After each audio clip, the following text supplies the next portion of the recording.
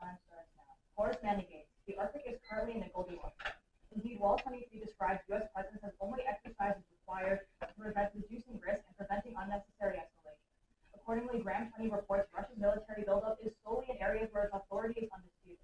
The reason is simple. As Wilson 17 explains, Moscow perceives the Arctic as a region of international cooperation and peace in order to protect its economic interests. Thus, in an analysis of the past decade, Paul 23 finds the North Pole remains peaceful compared to other parts of the world. However, increasing U.S. presence disrupts this balance of peace in two key ways. Contention one is Indo-Pacific trade-off. Recently, U.S. strategy has pivoted to Asia.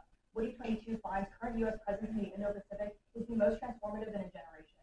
While the U.S. has been absent from the Arctic, Calvin 23 explains that other Arctic states have increased their collective defense to allow the U.S. to focus on the Indo-Pacific. However, affirming reverses this progress. As Colby 22 finds, many things our forces needed to defeat Russia or China are needed in both spheres, like submarines, air defenses, and ISR. These capabilities are in short supply, to address it will take years. What we have can only be used in one place at a time. Critically, Fish 16 warns removing U.S. troops would satisfy Chinese aims and strongly reduce Washington's ability to talk Beijing down from being aggressive. Thus, Cropsey 23 concludes, today the U.S. still holds the upper hand, but only by a little. A Chinese first strike is imaginable where it hadn't been previously. China has the incentive to attack. Sachs 22 explains it could more easily threaten Japan and the Philippines, and China would also gain control of the global epicenter of semiconductors. The impact of war. Labor 22 laments the Taiwan conflict could directly result in 500,000 deaths on both sides, according to the Pentagon. Whereas conflict would spill over globally, as Glacier 11 finds, the crisis over Taiwan could easily escalate to nuclear war. The U.S. is pressured to protect Taiwan against an attack. Contention 2 is Ukraine. Currently, Troyanovsky 23 explains that Putin's strategy is to wait out Ukraine in the West. He thinks he can win by exhausting his foes. While the strategy has prevented him from escalating with nuclear weapons, affirming forces his hand in two ways. First is forcing a regime change. Perceived failure to respond to Western pressure in Ukraine has Putin at a breaking point. Nash 23 writes, Putin created a crisis with no clear way out. The elite view the war as a catastrophic mistake, and the next crisis the regime faces may cost him dearly. The Arctic is Putin's key to maintaining control. As Act 22 explains, the Arctic offers a lifeline for the sanctioned Russian economy with the northern sea route and gas production. Critically, U.S. presence would cut this lifeline, as Berlogo 7 confirms. The U.S. would seek to block Russia's claim to its Arctic sector. Critically, JQ23 writes, among ruling elites, the Arctic is a no-other-choice policy for Russia's future. Moscow's great power status depends on exploiting the riches of the Arctic. Thus, losing the Arctic would pave the way for a power grab. SM23 finds, for those who change what is possible. The next time something happens in Russia that people do not like could be in a coup or insurgency. Pomeran 17 explains, Putin wants to maintain power no matter what. This is because losing power would be Putin's death sentence. Redman 23 writes, if Putin surrendered his position, he would not be able to guarantee his own safety. Thus, Simpson 22 concludes that for Putin to stay face, all that counts is declaring victory. Specifically, Element 22 laments that Putin would turn to nuclear striking Ukraine, as nuclear weapons would help Putin achieve swift consolidation of domestic support. Second is overstretching. To maintain its war effort, Reuters 22 explains that Russia's military is leaving very limited strength in the Arctic. Indeed, Baker 23 quantifies 97% of the Russian army is in Ukraine. Increasing U.S. presence forces Russia to overstretch. York 22 explains that this is because 53% of the Arctic coastline is Russian. Indeed, Rosen 23 confirms that Russia would have to redirect its forces towards the Arctic, as military presence threatens to engulf the region in a second front to the war in Ukraine. Crucially, downsizing Russian personnel in Ukraine forces Russia to turn to nuclear weapons to win. Missile 22 finds Russia's weakening of its conventional forces will drive an increase in the utility of nuclear weapons, as Brian 23 explains. A single nuclear strike in Ukraine could thwart a Ukrainian counterattack with little loss of Russian lives, solving its overstretch. The impact is nuclear winter. In both scenarios, Borger 22 writes, a nuclear attack in Ukraine should spark devastating NATO response. A great power war would ensue, which Craig 23 finds would involve nuclear weapons deployed on an unprecedented scale. The result is extinction as Dr. Keen terminalizes. A nuclear post-war environment would be too cold and dark to grow food. Humans would vanish forever. Thus, we are proud to be.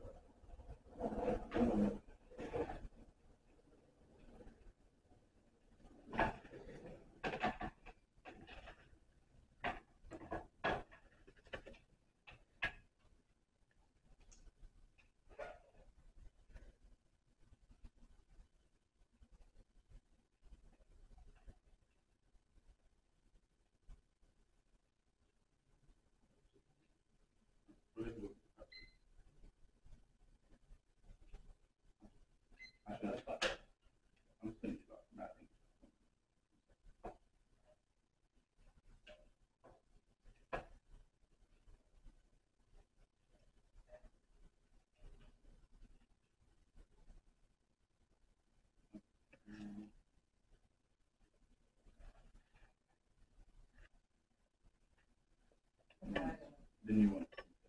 That's quite important.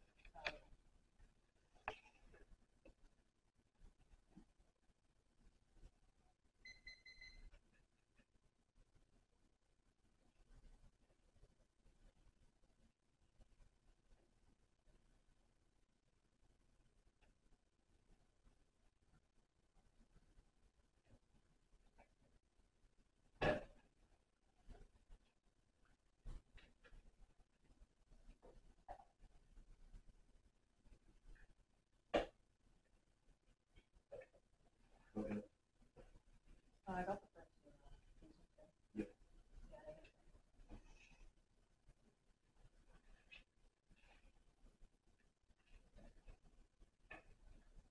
You didn't want to read it, all right, you have to run past that. Oh, they They haven't haven't sent got it it yet. yet. Yeah. Okay, I just read it. Is everyone ready? The Q&A affirms C1 is wildfires. The Arctic is on fire, and it's March 22 writes a vicious wildfire cycle is playing out that poses an accelerating climate threat. Alaskan forests hold 2/3 of carbon and are left unchecked. The military has plans but lacks capacity. Solutions 22 writes the DoD intends to address climate challenges in its Arctic strategy. Unfortunately, lack resources. Alaska will need billions in investment. Incentives are confirming acts on the Hill 22 to undermine military operations and installations. Fires pose direct threats to national security, funding 45% of military bases. Biden has taken admirable steps, but the military must rapidly shift to a paradigm of bigger wildfires. Thankfully, between March 22, a decade reached was possible to put out fires before they get big and avoid 950 million tons of carbon dioxide. Inaction locks in warming. Aguilera 19 writes, plumes of smoke in the Arctic have ripple effects across the world. We haven't crossed irreversible tipping points yet, but time's running out. Carbon releases stood, making ice sheets melt quicker. Sea level would rise 23 feet. The Arctic is an on and off switch. Extinction to Spectre 19. Ice sheets vanish and the planet plunges into a feedback loop of deadlier conditions, armed conflict over resources, only nuclear war, and civilization. Independently, Portal 22. Wildfires once led to mass extinction, set off chain events just as they're doing today. Nature ran the experiment already. It's not fitting. C2 is NORAD. NORAD's capabilities are falling behind. Dumont 22. NORAD relies on the North Warning System, which is an array of radars in Canada, Alaska that don't adequately find North America. They need new sensors to detect in all the regions. Hard to do using Siemens tech. Investment capabilities are ready, but broader presence is needed first. Breakthrough 22.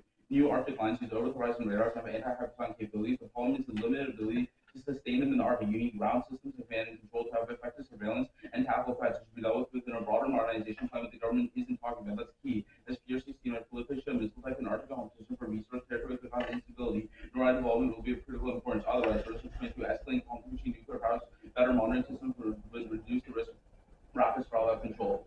C3 is NATO. Alliance cohesion suggests the U.S. disinterest is caused. At L98 writes that NATO could collapse by 2025 due to growing contradictions between the U.S. and the interests of Europe. Regional economics puts the Arctic at the forefront of NATO's policy focus. Johnson 23, the increasing importance of the Arctic for NATO members has resulted in renewed focus on economic development and cooperation. Specifically, Stoltenberg 22, NATO has a clear interest in Arctic trade links between North America and Europe. It's an opening for U.S. redemption. Rosen 22, if the U.S. wants to make NATO a linchpin, missions throughout the Arctic are an opportunity to spread burden sharing to allies. The Europeans are ahead. The U.S. could follow rather than lead. It's baked into our strategy. We see an act. Johnson 23, Arctic security is finally catching the attention of America. Increased military interest calls for increased coordination in NATO Arctic Command. The U.S.'s new Arctic security strategy indicates that it's prioritizing NATO and Arctic security. Otherwise, NATO collapse is existential. Didn't 19. NATO's retirement would risk Russian aggression. This costs trillions in economic ties require NATO to endure. NATO's glue holds Europe together. The EU is unlike these substitutes. Collapse would amplify populist movements, specifically Boy 21. Populist politics, unrun ability to prevent existential risk, psychological and economic bias against preventing extinction is exacerbated. Something hard there. C4 is Norway.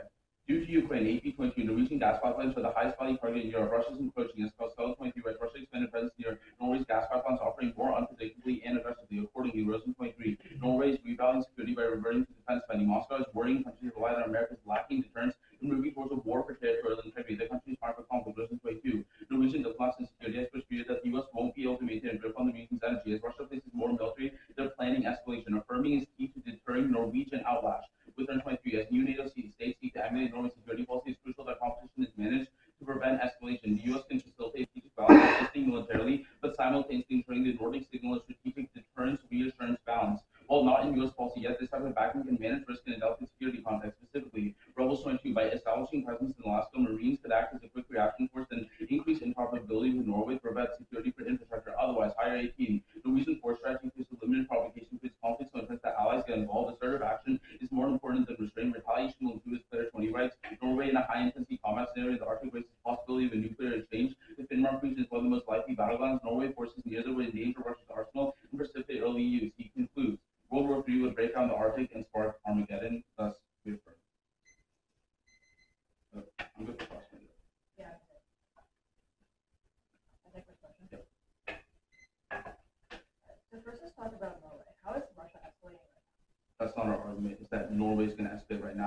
Russia is infringing on their gas pipelines, affirming is key to deterring Norway from attacking Russia. Okay, how is Russia spending on the gas?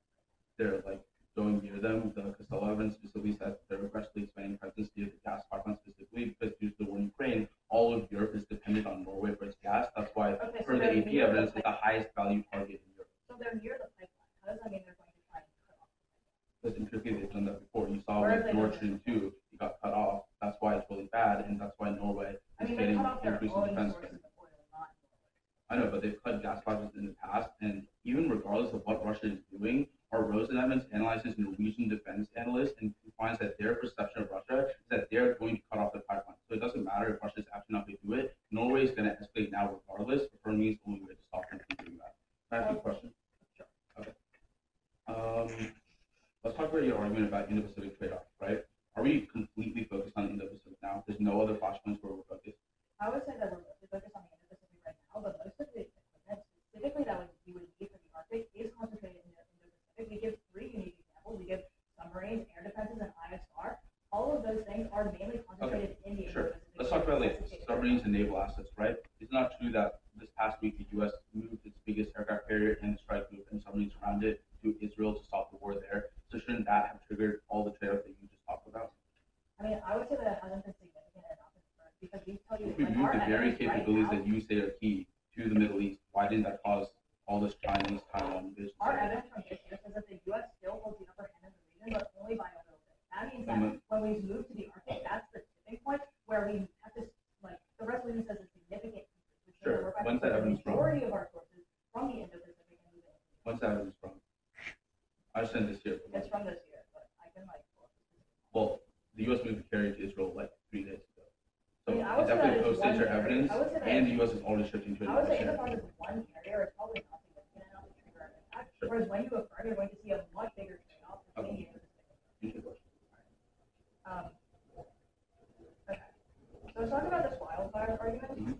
The Arctic is an icy environment, right? I mean, parts of it, but parts like northern Canada and Alaska, our evidence finds has like these things called boreal forests, which hold a lot of carbon. It's not all tundra and ice caps.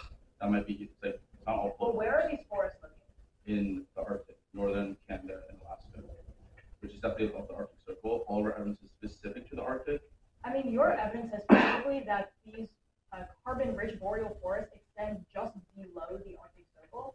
So how is that? Sure, some of them might. They're all across Canada, but a lot of them specifically, since the Arctic is flashpoint for climate change globally, if you have wildfires, a huge carbon bomb in the Arctic forest, that's what causes our impact.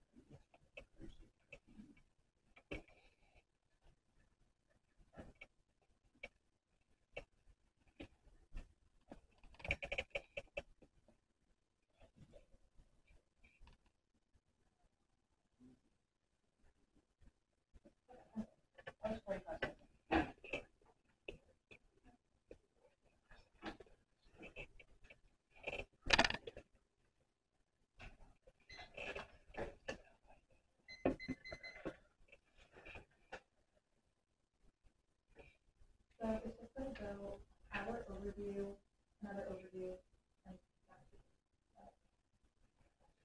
is everyone ready? Or should it? I need like a separate sheet. Like the first overview is just the overview part. Just what is it? And the other overview part. Everyone ready? At the top, current U.S. presence is in a Goldilocks zone, being credibility deterrent but not aggressive. As such, Russia has responded in kind and removed aggressive militarization. Thus, as long as the U.S. and Russia mutually understand that the Arctic should remain peaceful, there remains no need to upset this balance. Playing with this carefully crafted system would inevitably cause conflict in both the Arctic and beyond.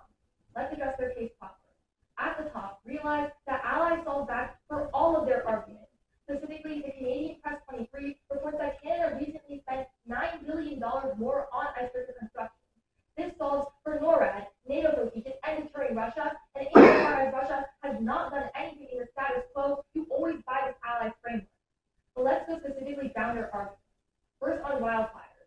We would say first, this argument requires domestic solvency, considering that all their evidence is about Alaska, and that is already in the White House's plan. Affirming is unnecessary. Think about it. Obviously, the U.S. is going to respond to a wildfire that happens in their own territory. That's why there is an emergency task force that responds to wildfires when they happen. It's also just not true. The White House 22 tries to secure over the coming decades. The U.S. will exercise our military capabilities in the Arctic as required. That's why it's more likely that you're going to see the U.S. deploying their military in regions outside of Alaska. Also, their evidence is really bad. Their card says that these forests are located just below the Arctic Circle. That means the forests are not actually in the Arctic Circle, they're below the Arctic Circle, which means that you don't need to put our military in the Arctic if it's not in the Arctic. Also, their evidence says that the Department of Defense intends to address this issue.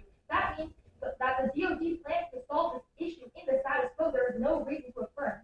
Their card also says the leadership lacks resources. That means it's not a problem with the funding for the infrastructure, it's just really bad leadership that can be changed.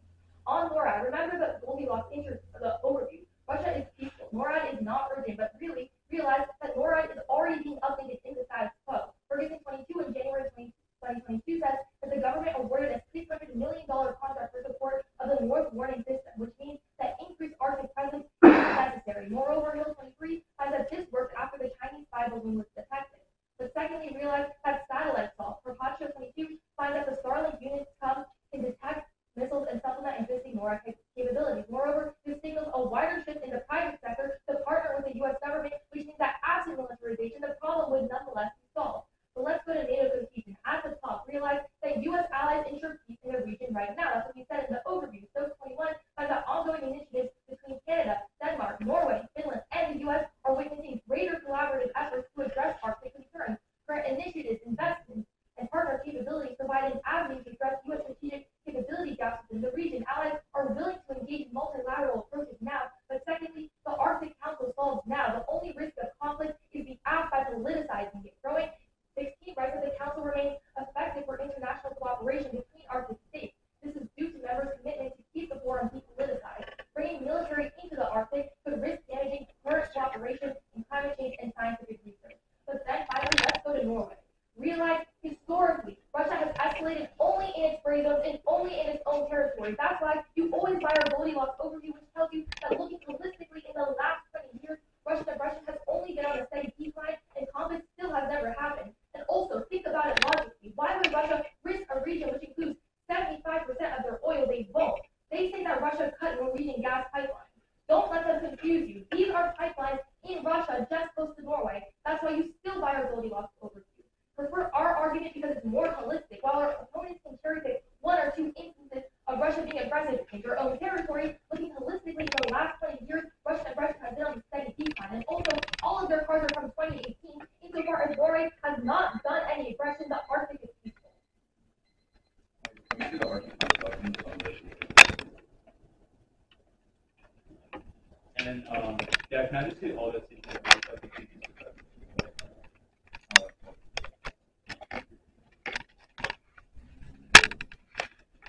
All the evidence are It was just like Canada, Denmark, and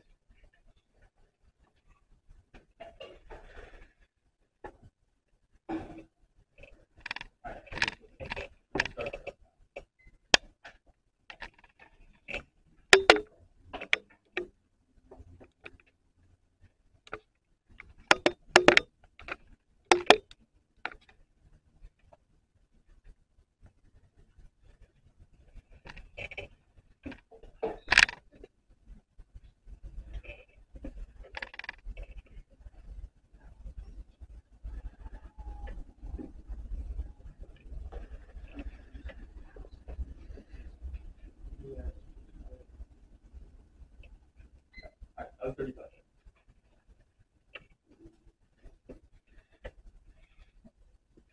Or there's going to be my case, so responding to arguments on my case, then moving on to their case. Everyone good? They say we're in a Goldilocks zone right now, but they've ignored all of our uniqueness. Firstly, wildfires are on the rise right now, and climate change is an existential threat. They've also conceded that NATO and Norway are increasingly aggressive right now. They say allies are solving, but icebreakers is not the same as cooperation across all of European nations. They've also conceded that the United States, which is the biggest superpower in the globe, is critical to NATO. And insofar as NATO policy is disconnected between the U.S. and these other countries, it doesn't matter what those other countries are doing. This is about U.S. policy. On wildfires, group all of their responses will agree that we have domestic plans. The affirmative is acting upon those plans. The app is literally exactly what they're saying. They say below the Arctic Circle. No, it's exactly what you're saying about the DoD plans. We implement those plans. Resource wars outweighs because it causes structural decline in economic growth, and it causes countries to actually go to war rather than just like political incentives. Countries are like on the brink of war, and only we uniquely solve the resource conflict. Go to NORAD. They say there's private supplements and NORAD is being updated right now. Recognize that is the app for increased military investment. You partner with more private companies, which means right now they concede that NORAD is uniquely weak right now, even with some increase in investment. Go to NATO. They say there's some collaboration right now, but they concede there's a fundamental disconnect between U.S. and NATO policy, which will even if there's some collaboration, that collaboration is minimal, which will they concede that NATO is set to collapse by 2025. They concede the overall holistic picture. They say the Arctic Council is key, but their evidence is from 2016 after Russia's invasion on Ukraine. The Arctic Council has been effectively a moot point, which is why NATO is collapsing right now, and this has nothing to do with NATO. Go to Norway.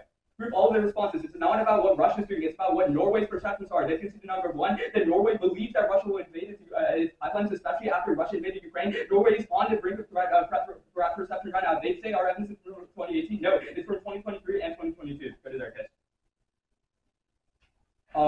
First, on Indo-Pacific, recognize number one, China gets its hegemony from economic stability, which means it has no incentive to go to war, which means there's no impact. Go to case proper. First, Asian deterrence is failing out. Collection on tax confusion, antiquated forces on eroded the U.S. military to educate China without security of continued military dominance, and narrow such to the China blockade are impossible to deny, and turn presence goes over delaying 21 military installations, NASCAR for operations, and a deterrent in the Indo-Pacific. And these quote provokes China. Hence, 2023 engagement in nature has zero rhyme or reason, and will only attain the China. First, alarmism since 2022. Framing Beijing in alarmist ways close up opportunity for policy moderation, raising the danger of conflict. B is containment into Asian pivot culture. A, the Chinese system 12 green by attaining commitment, lost the cost of conflict, and 21 for weakened China. Goes threatened by continuing and may double down. Go to Russia. First, Putin will pull the trigger now due to domestic tension. Model 23, Russia's platform, little to do with Western policies, bigger structural forces at work. Russia suffers from a slew of mutually reinforcing tensions, including the ineffectiveness of Putin's hyper-centralized system mismanagement of the petrostate, the unreliable corruption, and vast degree of regional conflict class will ignite an unpredictable crisis. Two, NATO extension should retreat the link. They're cutting off Arctic versus Calais 23. Finland and Sweden and NATO will close the isolating Russia with limited access. The well-equipped Finnish militaries will make it difficult for Russia to defend territory with Finland and Sweden plus Kaliningrad. The case of possible aggression from Russia should happen right now, which means the uniqueness and the risk of solvency flows to the affirmative. Three, index their own wall evidence at the top of the case. The wall evidence explains that our current Arctic strategy is cautious about U.S. presence and will only be exercised required for reducing risk and preventing unnecessary escalation, which means we're not going to go directly into provoke Russia. Rather, we're just reassuring our allies and doing things like climate cooperation, which don't directly escalate Russia. Then, Russia never preemptively strikes. Prefer our evidence is from Russia's Federal Security Service. Bergen 22 gives three reasons why. First, the chain of command within Kremlin will block Finnish security ever accept the order of nuclear strike. B, there are doubts whether Russia's nuclear arsenal actually functions properly. It's murky whether the system functions according to data. C, Putin's fear of death will prevent it. Putin's not willing to sacrifice himself. Then, on the impact level, even if Russia preempts, we don't use them back. Kaplan 22 writes, once Russia drops a nuke, we face an opportunity to rally the entire world against Russia. We fire back with nukes of our own. We report that leverage normalize the use of nukes. Biden's emphasis on making Russia pariah learned that nukes would be unnecessary. U.S. conventional attack would disable Russia. Their evidence from STAR is about a global nuclear war that only happens through all of our scenarios. And all of our scenarios outweigh because they're about broader security claims, i.e. NATO collapses, and if Norway aggresses, it causes global insecurity. Whereas if only Russia preempts, our argument is that would not lead to a global nuclear war. So all of our arguments outweigh number one on time frame because the Russian escalation should have happened, but it hasn't. Our evidence says like the time frame is really, really soon. And then resource wars outweigh on like structural reasons why countries go to war.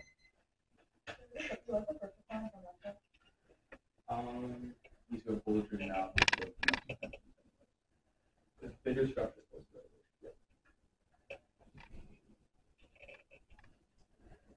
Also, can I get the cards and later class? I think so. Yeah, it is the very first one. But that'll be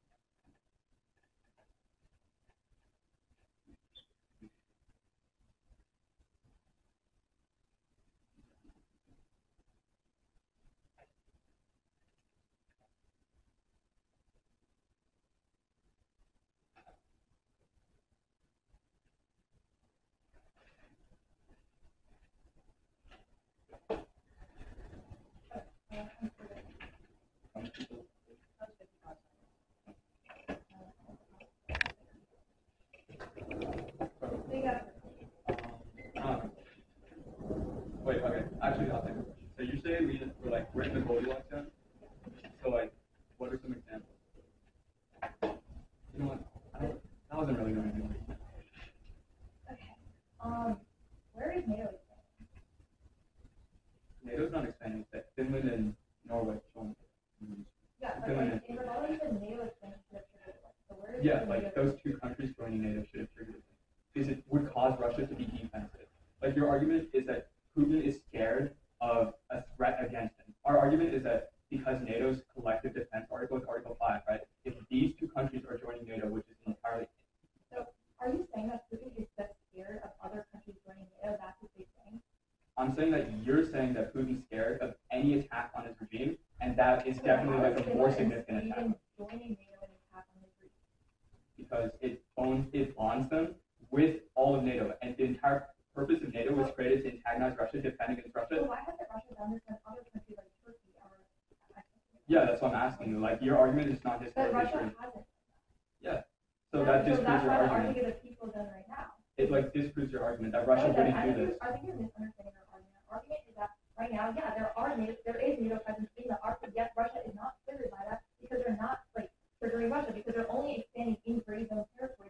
And while Russia's also saying their own territory, that means the Arctic is overall peaceful right now. However, that changes when you confirm because then they actually militarize the Arctic, which is Wait, like, so do Sweden and Finland not have military troops? Do they not have missiles like right on Russia's they have it border? on like their own soil, or we're saying Yeah, they're not they have like it right expanding. on like Russia's border. Yeah, but our Goldilocks already tells you that they're not expanding into Russian territory. Well, obviously they're not. Okay, go ahead.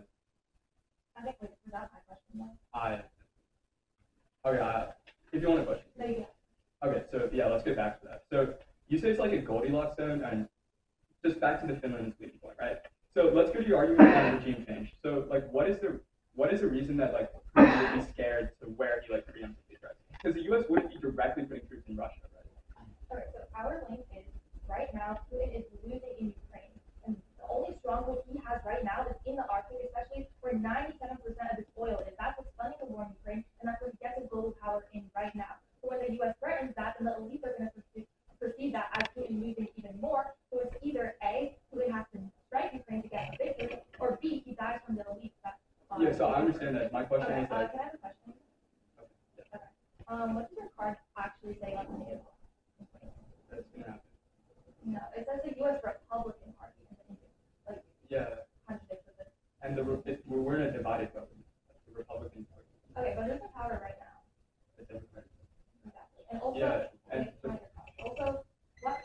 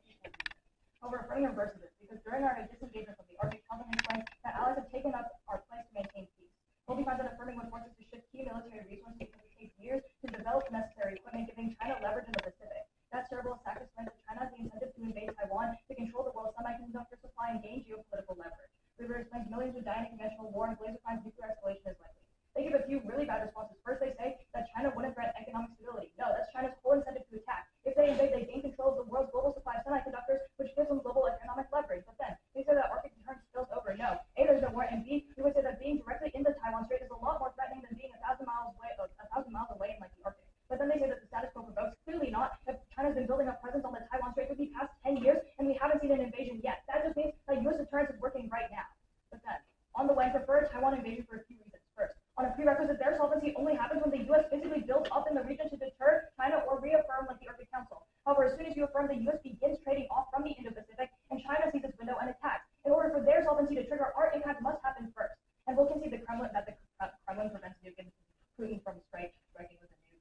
They can't get on this. But then on their case, extend how allies fall back for every single one of their arguments. Specifically, the Canadian Press 23 reports that Canada spent $9 billion on icebreaker construction. This falls back for NORAD, NATO cohesion, and deterring Russia. That means all of the infrastructure that they talk about can be built right now because the infrastructure, the icebreakers that facilitate that happening are being built right now. But then, on wildfires, they literally have it's not even topical because the wars that they're talking about are not even in the Arctic Circle, as per their own evidence. But then, on NORAD, remember the Goldilocks overview, Russia is peaceful right now. If they have not expanded past their own undisputed territory, which means that NORAD is not actually important. But then, they extend how Ferguson 22 finds that the U.S. government awarded a $600 million contract for the support of the North Warning System, which means that they try to say that is the app when you implement the system, but insofar as the system is already operational, when they found the Chinese spy balloon, that means that you don't need to affirm this solve. But then on NATO cohesion. First, their own card says that NATO collapse happens in 2025 due to the slight possibility of contradiction between the U.S. Republican Party and NATO. This is really bad evidence because the chances of this actually happening are really low, and the Democrats can always solve. But then, extend how U.S. allies ensure peace in the region right now. Stokes 21 finds that ongoing initiatives between Canada, Denmark, Norway, Finland, and the U.S. are witnessing greater collaborative efforts to address Arctic concerns. They just say that Ukraine, this proves Ukraine is not in the Arctic. Arctic deterrence is really strong right now. But then on Norway, historically, Russia has only escalated in gray zones and its own territory. You always buy our Goldilocks overview, which shows you looking holistically in the last 20 years, Russian aggression has been on the steady decline. They would never want to escalate because 75% of their oil reserves are in the region. They would never want to escalate conflict. But then they say that Russia cut Norwegian gas pipes. Don't let them confuse you because these pipelines are literally in Russian territory. They're not on Norway's territory. They just say that it's about Norway's perception, but their project from 2018. If Norway's perception was the issue, then that means their impact would have triggered on it. Is it clean?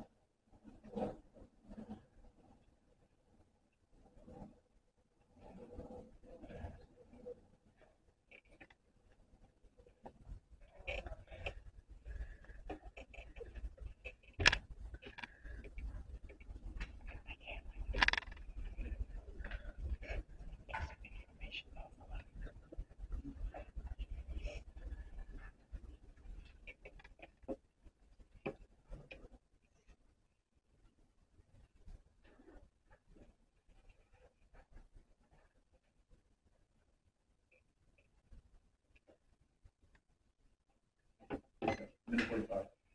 Order will be after waiting.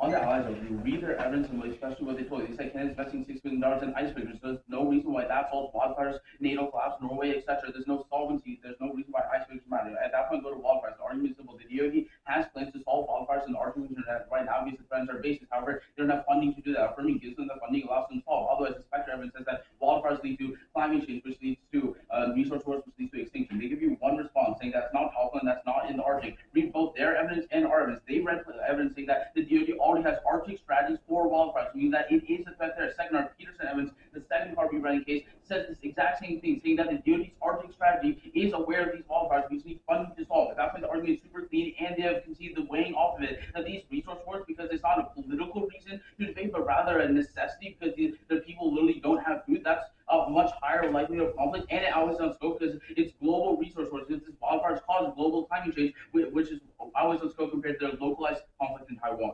At that point, goes to the Norway argument. The argument is simple that right now, because Norway perceives Russia as infringing on its gas pipelines, it's going to escalate right now per our Peterson evidence. However, affirming solves that because the Withern evidence says that the U.S. can deter Norway by increasing military and reassurance, etc. Otherwise, if Norway attacks, Russia will retaliate. That leads to nuclear war with the clear evidence. They give you like two responses. One that it's all about Russian pipelines and Russian territory, and nothing's going to happen. But again, they have conceived the perception link, saying that it doesn't matter what Russia is actually doing because Europe is so dependent on Norway's gas pipelines. Norway feels super threatened. Our evidence says it's the highest value target in Europe. They have conceded that Norwegian defense thinkers are already going to escalate. It doesn't matter what Russia's doing. It matters what Norway is doing, and that's what they have conceded. Affirming is the only way to solve. With that, let's go to their case. There's a lot of issues. Hold them to what they themselves said on a response about how Alaska can solve for Asia. They say the direct presence in Asia is more threatening. That's exactly what our turn is talking about. Because the U.S. has alarmism about China, if we have direct presence in the Indo-Pacific, it will cause China to invade Taiwan. They say that China's been building up for 10 years. That's exactly why. Because for their own uniqueness, we had presence in the Indo-Pacific for so long. That's why their own impacts are going to trigger now. And affirming is the only way to solve for that by moving to an indirect position where things like Alaskan radars for our evidence can solve for Chinese misconceptions, but also prevent escalation because it is indirect. They themselves said the warrant, direct escalation causes the turn, indirect escalation doesn't cause the turn. The app is the only way to solve for Chinese conflict. At that point, they say it's a prereq, but there's no warrant on it. They have conceded our way that one, we have better time frame because they've conceded that Norway is escalating right now and wildfires are in that level right now. Two, they've conceded that the resource wars weighing, saying that resource wars are much likelihood into global conflict, which always on scope compared to their localized Taiwan scenario. Both of these are reasons that if we have any risk of offense on either wildfires or Norway, you're voting for us. Don't give them new responses on weighing. They themselves linked themselves into the turn in the last speech. We're winning on 2 fronts.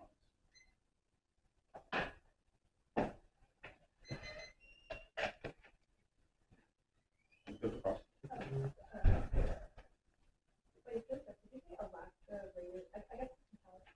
Yeah. Alaska radar. That's right. Is the response to military installations in Alaska are crucial for operations.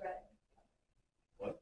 Yeah, I was just sending that response. Like Alaskan installations can still solve for the Indo-Pacific. That's what Delaney had said. Well, one, this should have been the front line, and second, it says that indirect presence can still deter China. I mean, there's no warning. This is first that up here. You just Well, say it's also, hard. wait, you can see it. You just said it was indirect. Yeah, and you literally says that direct presence is more threatening. Yeah, because it's deterring China right now. That's why it's working.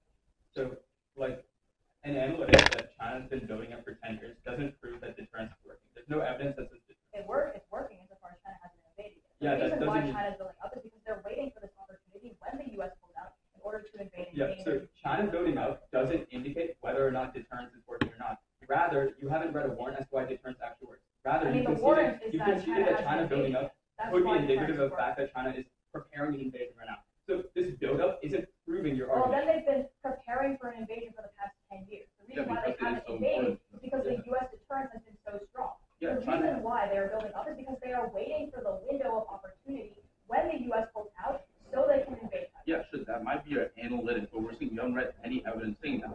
Rather, if you have like your own uniqueness for how China's been building up for 10 years, the only risk of solvency for that is the app. We can't say if China's waiting for military presence or if they're getting invaded right now. But either way, they're escalating tensions, obviously, as they're increasing military. So the app is the only way to solve it. It's like a back and forth, right? You say, regardless, this 10 years, we're arguing that is a result of U.S. policy that antagonizes China. What's conceded is that U.S. policy causes China to escalate. That's the alarmist motion from 2022. If that were true, then China would have escalated already, but they haven't. That's why. That's not proving that China won't escalate in the future. That doesn't prove anything. Rather, that proves our point that China will continue to build up. I mean, you don't give a unique reason why right now specifically would be the tipping point insofar as they've been building up We did consistently for the over the alarmism evidence and for your own words. Right, about but you don't direct say why presence right is now is threatening. alarmism is unique. You You just said that literally, alarmism is unique. wait, But if alarmism in general was true, then we would have seen China invade. You say you want a unique reason. You can look to your own uniqueness, which I know because I cut it. It says that right now, 2023 is the most transformative year for U.S. force posture in the region in a decade, meaning that this year, the U.S. is increasing its direct presence for the uniqueness that you read. That's the unique reason. You said they've been building it for 10 years. Right now, they're going to escalate for your own evidence. I mean, we say that there's been a steady increase over time, which is why U.S. deterrence is You strong. said it's the most Just because- transformative year in a decade. Right. This year. Right. So it The doesn't matter US China's has been building it been for 10 years, so increasing China invade now. No, because the U.S. has been increasing their presence over the past 10 years. Just because it's the most right now just means that there's been an overall trend of increase. It's not saying it's the most right now. Like It's the most 10 years ago. transformative year. They increased a bunch of presence this year specifically. Right, but I they know also that. did that in previous years. But also the Okay, it doesn't really matter.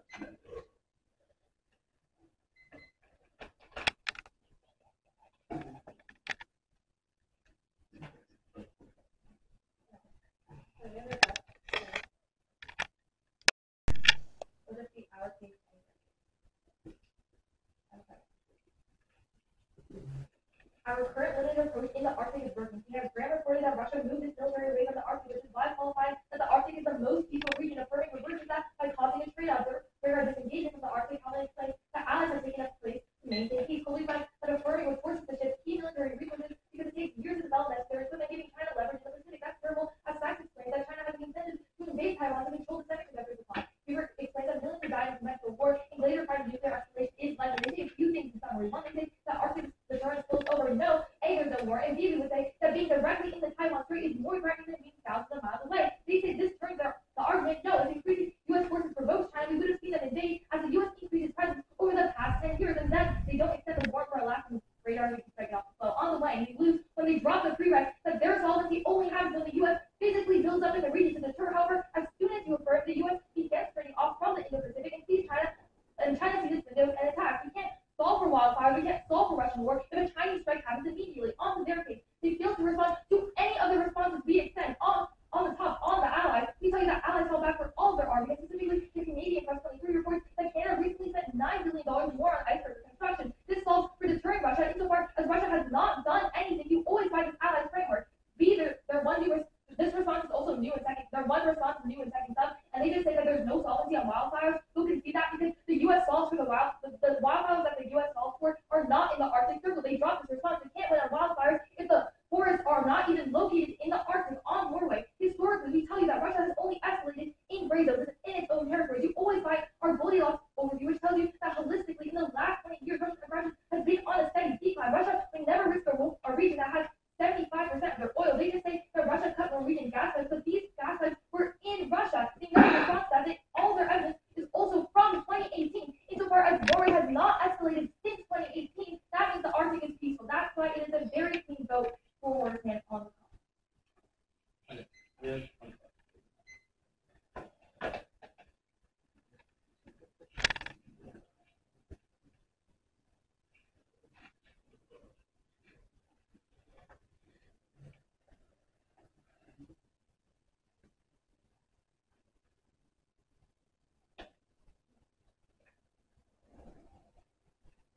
Okay, order of this speech, I'm going to start on the app case. I'll wave, then I'll go to their case. Everyone's good? They say allies solve, but it clearly doesn't solve for Norway because they can see the uniqueness that Norway is uniquely threatened right now as a result of Russian invasion. Even if Russia's not invading its own territory, even if it's Russia's own territory, they can see evidence from 2022 and 2023, not 2018, that explains that Norway is specifically threatened by Russia's supposed attacks on its own gas lines. They can see that this is about perception. Our evidence analyzes Norwegian politicians and figures from last year, not 2018. At that point, they can see the time frame that this Norwegian invasion is going to happen immediately, which would lead to Russian retaliation and a global nuclear war. They've also conceived it's still going that this would lead to global conflict, whereas their conflict is only regional. Addressing their wing about how they build up solvency and they caused a Chinese strike, number one, there's literally no warrant as to why this would prevent us from solving Norway. The entire point of the app is that yes, we trade off with China, but we correspondingly solve for Norway. They consider that our argument outweighs on scope and time frame because the invasion is happening right now, Norway's escalation is happening right now, and would cause global war, whereas theirs is only limited. Our solvency is that the U.S. goes in, we reassure Norway. Let's go to their case. The one thing you have to ask yourself is what does U.S. presence in the region actually do? They say it causes deterrence because we haven't seen China invade, but this is not indicative of deterrence actually working. Rather, you can extend our warrant that this is indicative of alarmism. The reason China is voting up is because the U.S. takes an antagonistic approach against China. Their own uniqueness is that this is the most transformative year in U.S. foreign posture, which means this is why China is uniquely posed to invade Taiwan right now. Regardless of that, extend the warrants. They've not read a single warrant as to why deterrence will actually deter China. They've not read a single warrant as to why us putting troops in the region actually causes China to be more fearful. Rather, alarmism from our case tells you that when we put troops in the region, China gets more escalatory. At worst, this is terminal defense to their case because it means that what we're doing in the Indo-Pacific region literally does nothing for China because insofar as China, at like best, becomes more escalatory, at worst, they do nothing. They've read like no warrants as to why deterrence actually works. They're empiric, literally like it doesn't prove anything. It's like an analytic that could be used for our side. All right, big picture. The Wang is conceded that we outweigh on time frame. There's no warrant as to why they have a prereq because the entire point of shifting off from China is so we can solve the app. Thank you all for listening.